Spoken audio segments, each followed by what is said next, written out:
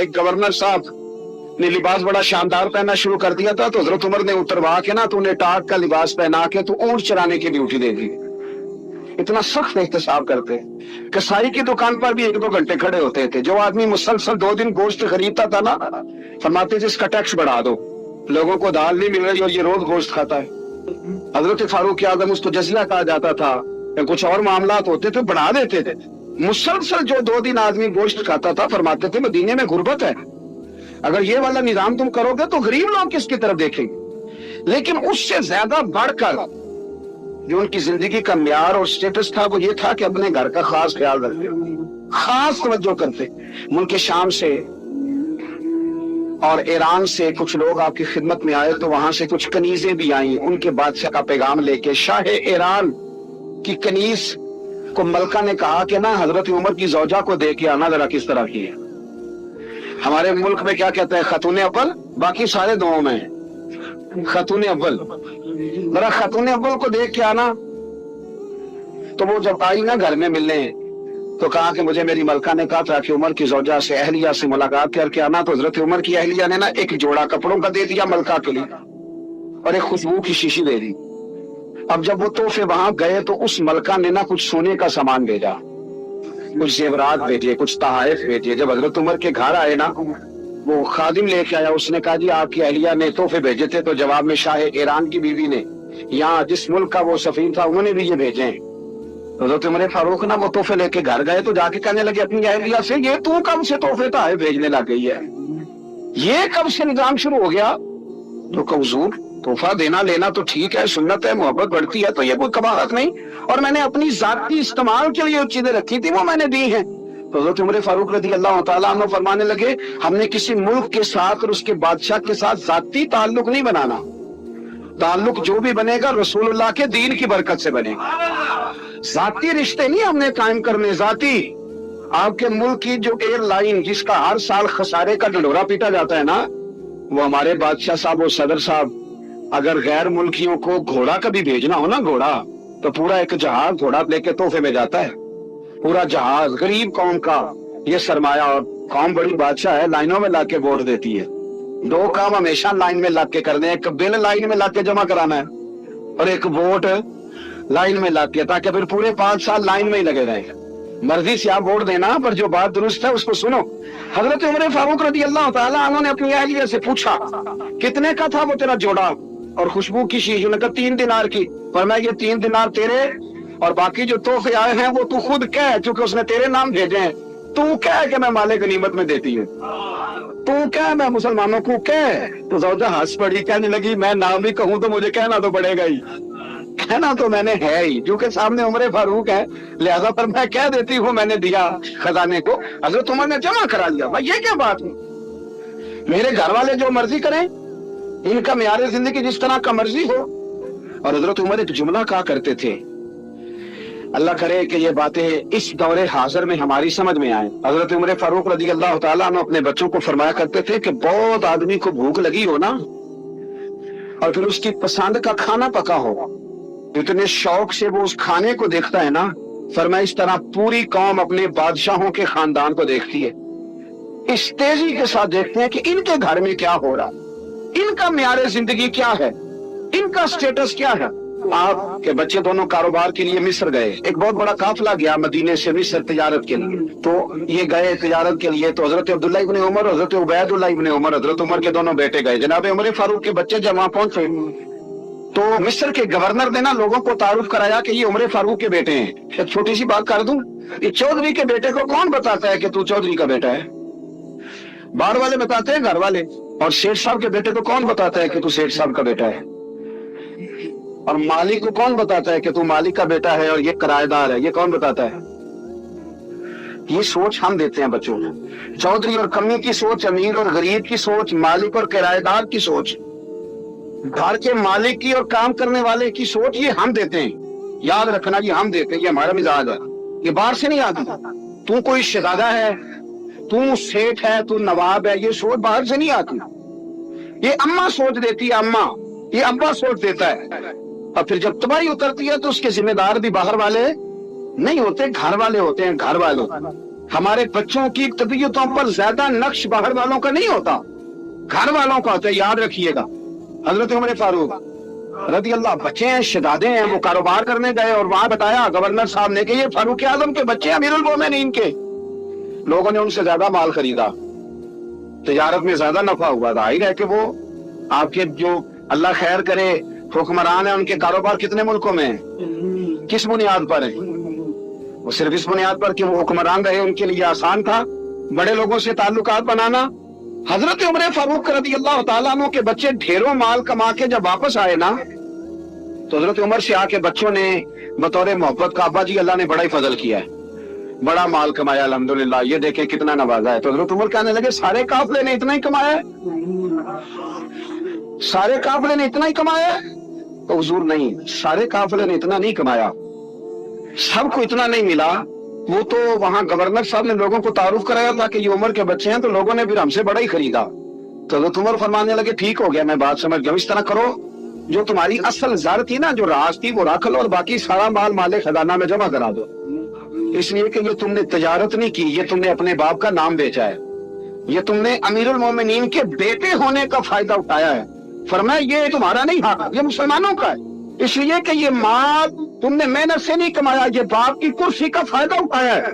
और फरमाया अगर तुमने माल जमा ना कराया तो मैं माल भी ले लूंगा जबरदस्ती और कोड़े भी मारूंगा, डबल सलाह दूंगा, मर्जी से जमा कराओगे तो कोड़ों से भाग जाओगे। बड़े बेटे ने तो जमा करा दिया, तो छोटा थोड़ा परेशान हुआ। तो हज़रत अब्दुल्लाह इब्न उमर छोटे भाई का माथा चूम के कहने लगे बेटे चुप करके जमा करा, यहाँ भी फख्र करके हम उमर के बेटे हैं और कयामत में भी फख्र करेंगे कि हम फारूक आजम के बेटे हैं। हजरत उमर फारूक ने जाती जिंदगी पर जो तवज्जो दी, घर वालों के मेयार पर जो तवज्जो दी हजरत उमर फारूक रज़ी अल्लाह तआला अन्हु ने, वो भी बड़ी दीदनी है। हजरत अबू मूसा अशअरी को ना आपने वजीर खजाना बनाया था, तो हजरत अबू मूसा अशअरी कहते हैं कि हजरत उमर को शहर खजाने में रहने तो देते नहीं थे। एक दिन ना मैं सफाई कर रहा था उस कमरे की जिसमें खजाना रहता था। अब हमारे तो मुल्क में जो जाता है उस उमर जैसा बंदा, 24 लाख मुरब्बा मील का हुक्मरान, और शाह रूम को खत लिख के कहता है मैं मिन्नत नहीं करता, मैं हुक्म देता हूँ। ना तगड़ा बंदा। जंगे कादसिया के लिए हजरत साहब भी नबी वकास को भेजा, फतुह शाम पढ़ के देखे। हजरत उमर बड़े परेशान है, इतने दिन हो गए कोई रिपोर्ट ही नहीं आई। अब तो मोबाइल है ना, तो एक मिनट की रिपोर्ट लें आप, बल्कि आप एक मिनट की फोटो लें, आप रिपोर्ट तो दूर रह गए। हजरत उमर फारूक रज़ी अल्लाह तआला अन्हु बड़े परेशान है कि कादसिया में हजरत साहब बिन नबी वकास के साथ लोग जिहाद करने गए, रिपोर्ट कोई नहीं आई। इतने परेशान थे कि बाहर निकल के ना उस रास्ते पे बैठ जाते जो रास्ता कादसिया की तरफ से आता था।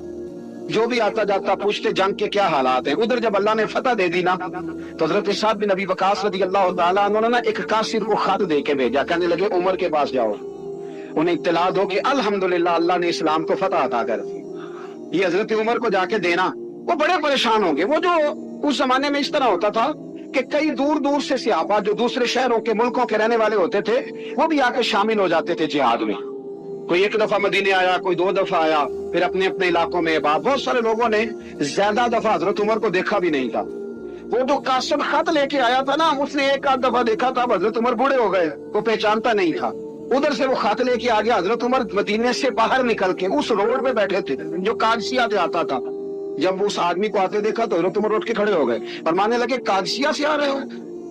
वो क्या कहता है, फटे पुराने कपड़े, टूटे हुए जूते, सर पे पुरानी पगड़ी, कहने लगे गुलाम मदीने के रहने वाले हो? हजरत उमर कहने लगे हाँ मदीने का हूँ। कहा मैं कादसिया से आया हूँ, अल्हम्दुलिल्लाह अल्लाह ने इस्लाम को फतह दे दी है, अल्हम्दुलिल्लाह कुफर की कमर टूट गई है। उसने ये बात करके तो घोड़े को एड़ी लगाई, घोड़ा दौड़ने लगा मदीने के। हजरत उमर भी साथ साथ दौड़ रहे। फरमाने लगे अच्छा बताओ खालिद बिन वलीद का क्या हाल है? थोड़ा आगे जाके फरमाने लगे उसामा बिन ज़ैद कैसे है? वो कहता ठीक है। फिर उसने और थोड़ा, उमर साथ साथ दौड़ रहे हैं, साथ साथ।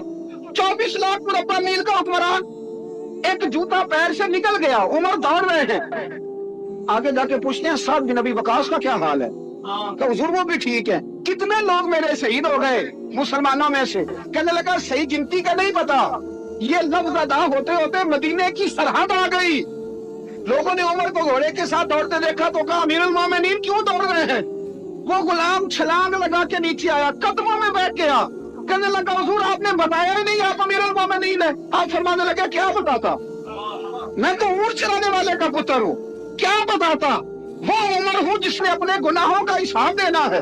क्या बताता जो साथ भी नबी वकास को जिहाद पे भेज के खुद बुज़दिलों की तरह घर में बैठा है? क्या बताता?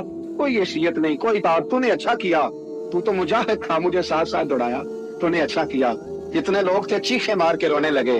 हजरत फारूक आजम से कहने लगे, उमर जब तक तेरे जलवे रहेंगे अल्लाह कामयाबियां ही अता फरमाएगा, जब तक तेरा रंग रहेगा अल्लाह ताला नवाजता ही रहेगा। कुछ नहीं, कभी अपना आप जाहिर ही नहीं किया। बहुत बड़े थे, बहुत बड़े थे हजरत उमर, बड़े थे। हजरत अबू राफे गुलाम थे, कुरान पाक बड़ा सोना पढ़ते थे।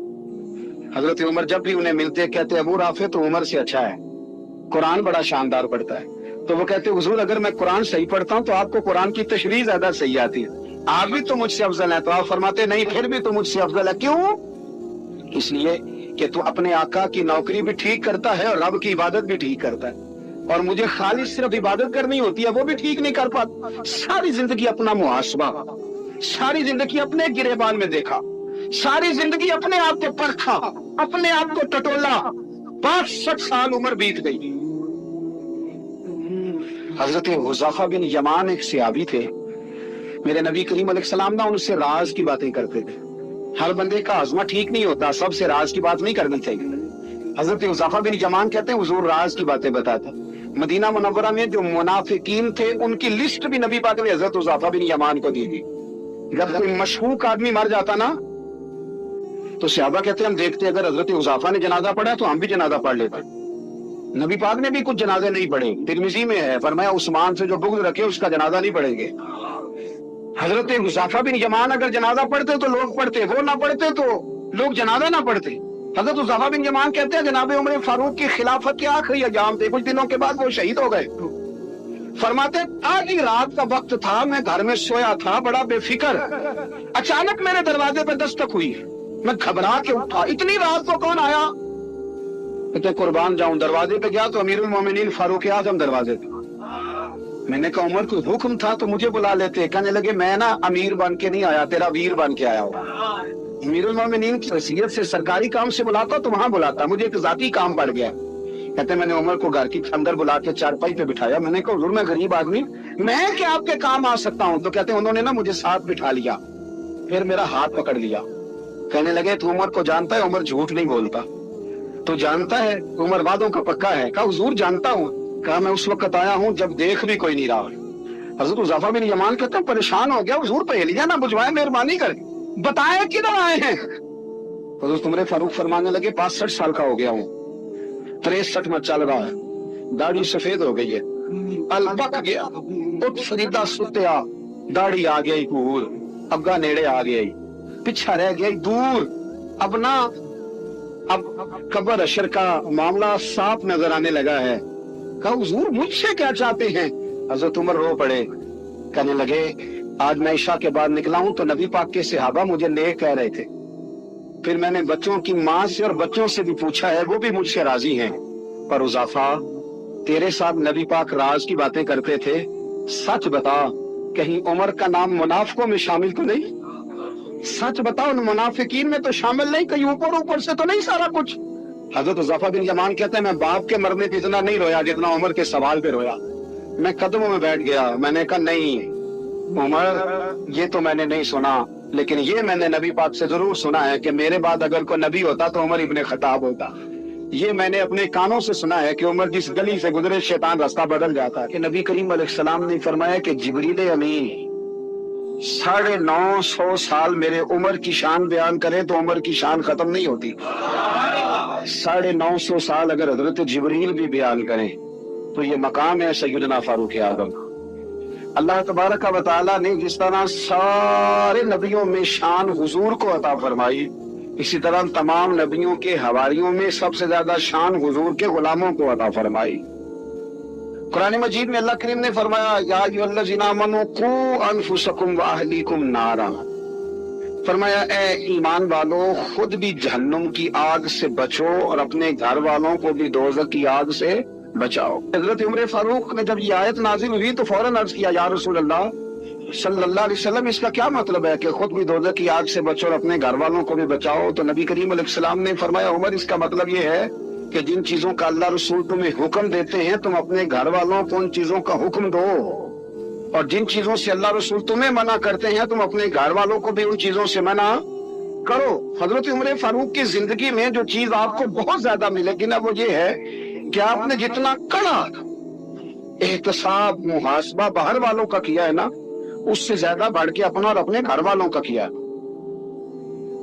یہ بڑا عجیب معاملہ ہے کہ ہم جتنے لوگ ہیں ہمارا معیار یہ ہے کہ سامنے والا غلط ہے اور میں ٹھیک، یعنی دوسرے کا بچہ گلی میں نظر آ جائے تو اس کی غلطیاں نکلنی شروع ہو جائیں گی، اور میرا بچہ سارا شہر گھوم آئے ایک ٹائل پہ موٹر سائیکل پہ، تو ہم کہتے ہیں کہ ابھی بچہ ہے انشاءاللہ سیانا ہو جائے گا۔ اگر ابا جی آج تک سیانے نہیں ہوئے اس کو سمجھا لیں، تو پھر بیٹے کا سیانا ہونا تو ہو سکتا ہے کہ وہ 60-70 سال لگ ہی جائیں۔